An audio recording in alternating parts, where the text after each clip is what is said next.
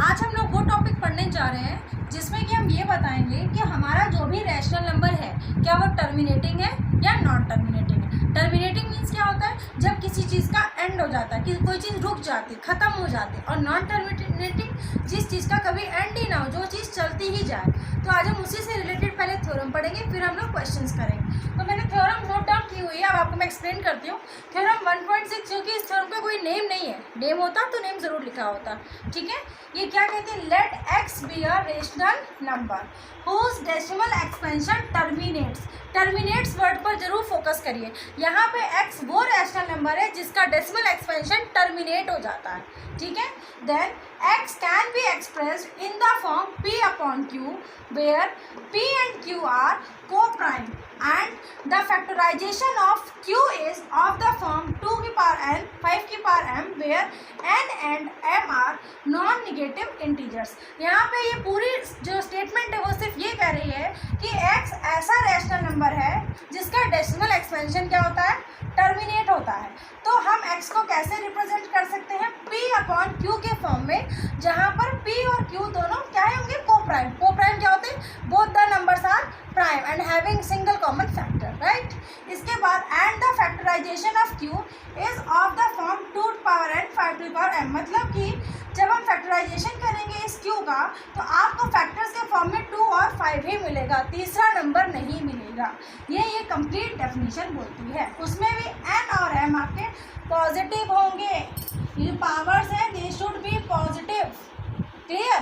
अब मैं इसका आपको एक एग्जांपल देती हूँ। यहाँ पे लिखा है ना टर्मिनेट्स, हमने ये देखिए, ये किसी भी नंबर का डेसिमल रिप्रेजेंटेशन है, ठीक है। X be a rational number, decimal representation है। अगर हम इस डेसिमल को हटाएंगे, आपने पढ़ा है, तो क्या मिलेगा आपको, पॉइंट हटाएंगे 10 मिलेगा। And when we simplify it what we will get 3 upon 2, 5 to the 15, 5 to the 10। अब आप इस डेफिनेशन पे देखिए, यहाँ पे क्या बोला था, जो ये q होगा वो क्या होगा, 2 की पावर n और 5 की पावर m। अब यहाँ पे देखिए, हमें 2 दिख रहा है, 2 की पावर कितनी है, 1।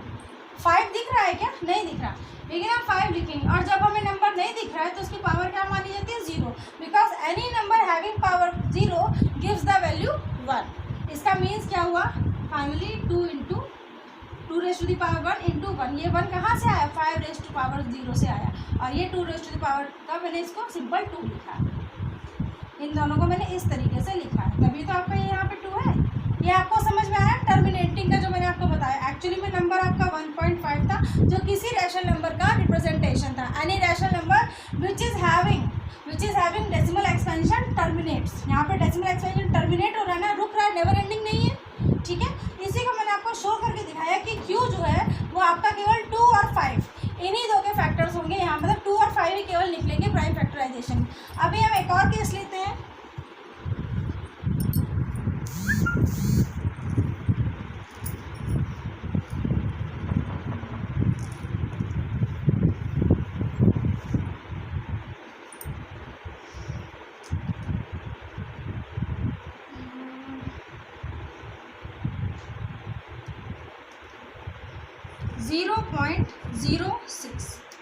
ये मैंने लिया, ठीक है।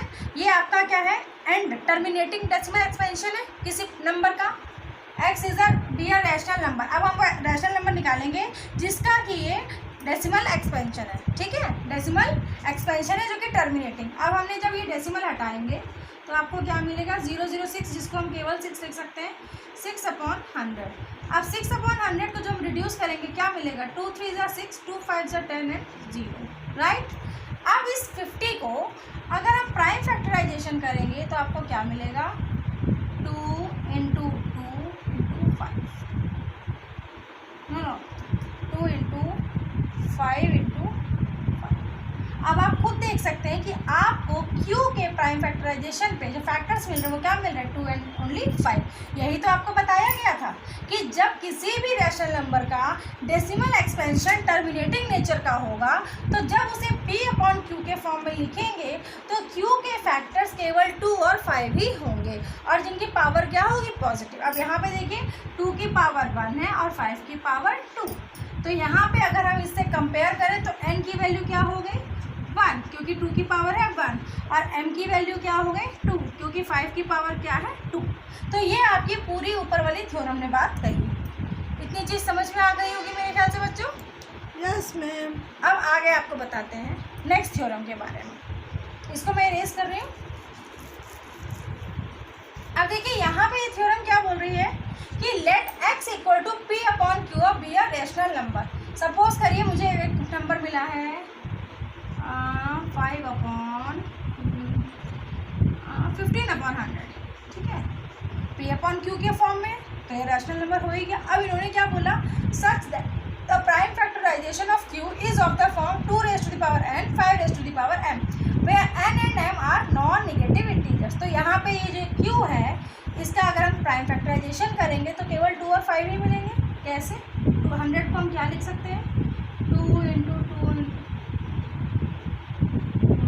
हम 100 का ऐसे प्राइम फैक्टराइजेशन कर लेते हैं, वरना सिंपल से आपका ये आएगा 2 इंटू 2 5 इंटू 5, यही आएगा। कैसे आएगा, 100 इज वॉट्स 10 इंटू 10, तो 5 टू द 10 5 टू द 10, ये आपका प्राइम फैक्टराइजेशन आया। अब हम इसको लिखेंगे तो क्या हो जाएगा 2 की पावर 2 इंटू 5 की पावर 2। तो यही तो इन्होंने बोला है कि अगर p अपॉन क्यू हमारा कोई रैशनल नंबर है जिसका जो q है उसके प्राइम फैक्टराइजेशन इस फॉर्म के 2 की पावर n 5 की पावर m, मैंने लिखा, ठीक है, जहाँ पे n और m दोनों आपके क्या है पॉजिटिव है, then x has a decimal expansion which terminates.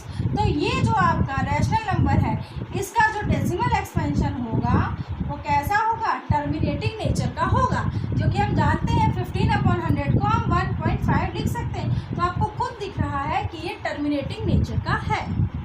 इतनी बात आपको समझ में आई। तो दोनों ये जो थ्योरम 1.5 और थ्योरम 1.6 इन दोनों में सिर्फ इतना सा डिफरेंस है कि यहाँ पे आपको क्वेश्चन p अपॉन क्यू के फॉर्म में मिलेगा, क्लियर, और यहाँ पे आपको क्वेश्चन डेसिमल के फॉर्म में मिलेगा। Is this clear. जब ये आपको डेसिमल के फॉर्म में मिलेगा तो आपको इसे चेंज करना पड़ेगा, फिर आपको दिखाना पड़ेगा कि q के फैक्टर्स 2 और 5 हैं या 2 और 5 के मल्टीपल्स हैं। और जब आपको डायरेक्टली इस फॉर्म में मिलेगा तो आप सीधे q के फैक्टर्स दिखा देंगे और सीधे बोल देंगे कि ये टर्मिनेटिंग नेचर का है। अब इसके बाद एक और थ्योरम आती है, theorem 1.7।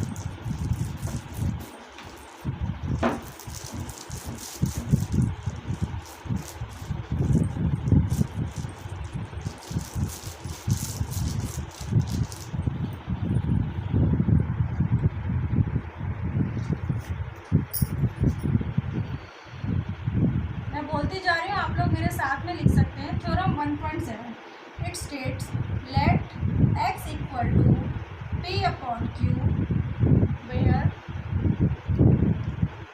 p and q are co-primes, means p and q both are prime numbers, right?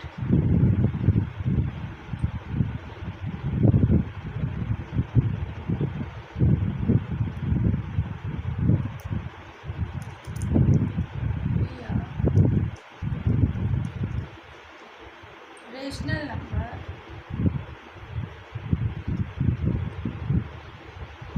Such that को प्राइम के बारे में हम अलग से भी क्लास कर लेंगे अगर आप लोगों को कोई डाउट है तो, ठीक है बच्चों। वैसे को प्राइम का मीन्स सिर्फ इतना होता है कि इन दोनों के बीच में केवल सिंगल एक कॉमन फैक्टर निकलेगा, जरूरी नहीं है कि दोनों ही नंबर प्राइम हो, ठीक है। Yes ma'am. Be a rational number such that the prime factorisation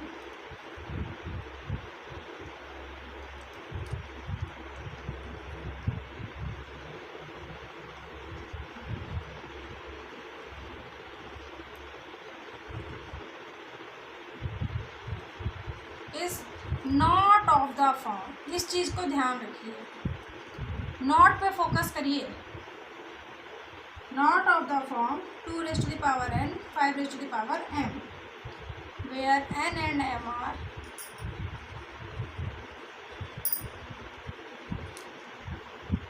non-negative integers.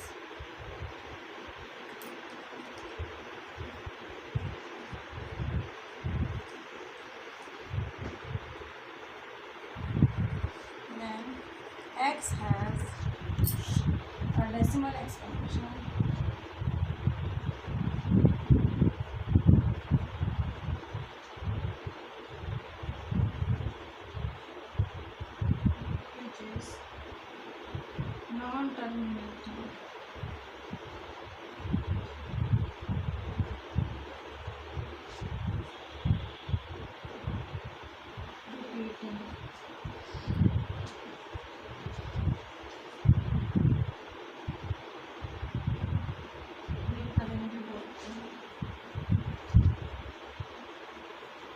Repeating को रिकरिंग भी बोलते हैं। नॉन टर्मिनेटिंग, नॉन टर्मिनेटिंग का मतलब क्या हुआ कि आपका जो डेसिमल एक्सपेंशन है वो रुकेगा ही नहीं, वो चलता रहेगा। जैसे कोई ट्रेन है वो चलती जा रही है, किसी स्टेशन पे रुक नहीं रही है।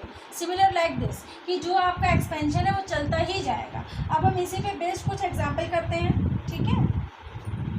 अब जैसे ये क्वेश्चन है 29/343। अब ये 343 का करेंगे।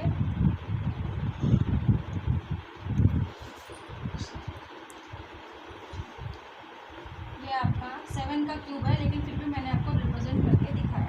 अब देखिए, according to this definition what we have said, अगर ये जो डिनोमिनेटर है वो आपका 2n और 5m के फॉर्म में होगा, तब वो आपका टर्मिनेटिंग होगा।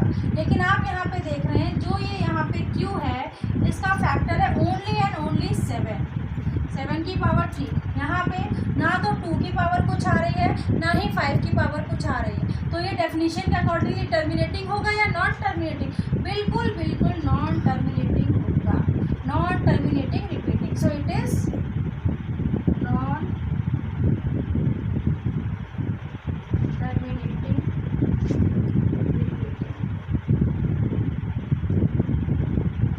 इसी तरीके से आपको और भी क्वेश्चन दिए जाएंगे जो आपको करने के लिए होंगे, ठीक है।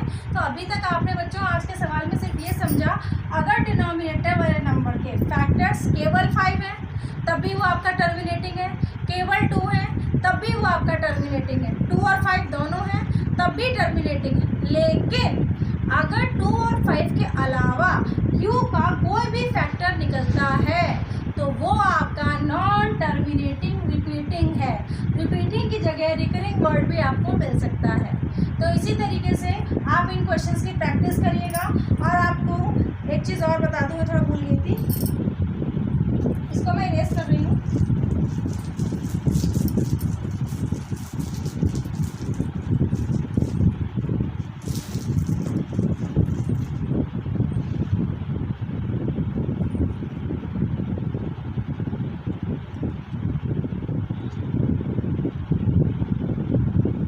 देखिए, ये आपको एक क्वेश्चन मिल रहा है, ठीक है। यहाँ पे आप देख रहे हैं डेसिमल के बाद इतने सारे डिजिट्स आए, लेकिन इस 9 के बाद डिजिट्स रुक गए, स्टॉप हो गए। तो ये आपका क्या कहलाया जाएगा? टर्मिनेटिंग। क्या कहलाया जाएगा? टर्मिनेटिंग। अब यहाँ पे इस एक्सपेंशन को देख के अगर आपसे कोई पूछे कि इस नंबर को जब हम p/q के फॉर्म में लिखेंगे तो q के फैक्टर्स क्या हो सकते हैं या होंगे, तो आपको ये क्वेश्चन नहीं सॉल्व करना है कि आप डेसिमल हटाएंगे सॉल्व करेंगे, नो, यू जस्ट राइट, क्योंकि ये टर्मिनेटिंग है। सो q can be 2, the factors can be 2 and 5, क्योंकि टर्मिनेटिंग की डेफिनेशन यही बोलती है। इसके बाद आपका दूसरा रिप्रेजेंटेशन दिखा रही है क्वेश्चन का,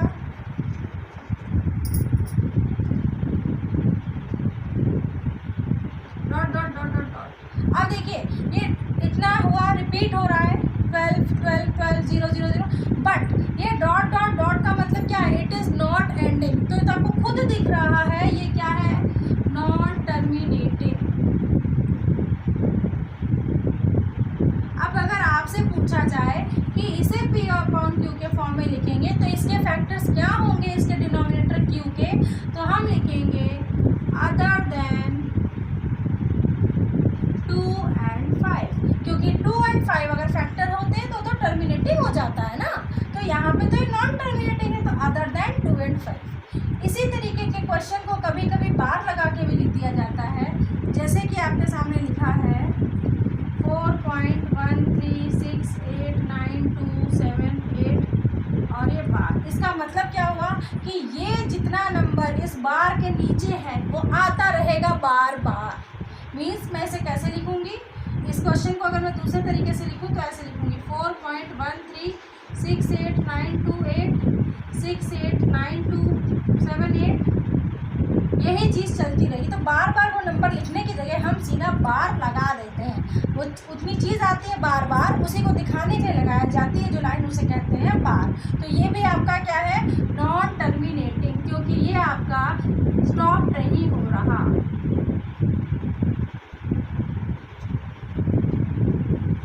इसमें भी फैक्टर्स पूछे जाएंगे तो वही आंसर होगा, अदर देन 2 and 5। मैं नहीं लिख रही हूँ, इतना आप लोग समझ गए हैं। तो इसका भी क्या होगा, जब भी कोई डेसिमल एक्सपेंशन नॉन टर्मिनेटिंग है तो जब उसको हम रेशनल नंबर के फॉर्म में लिखेंगे तो जो क्यू यानी कि डिनोमिनेटर उसके फैक्टर्स पूछे जाएं तो आप हमेशा बोलेंगे अदर दैन 2 and 5। और जब वो टर्मिनेटिंग नेचर का होगा तब आप क्यू यानी P/Q के फॉर्म में लिखेंगे तो उस क्यू के फैक्टर्स आप बोलेंगे 2 and 5। Is this clear?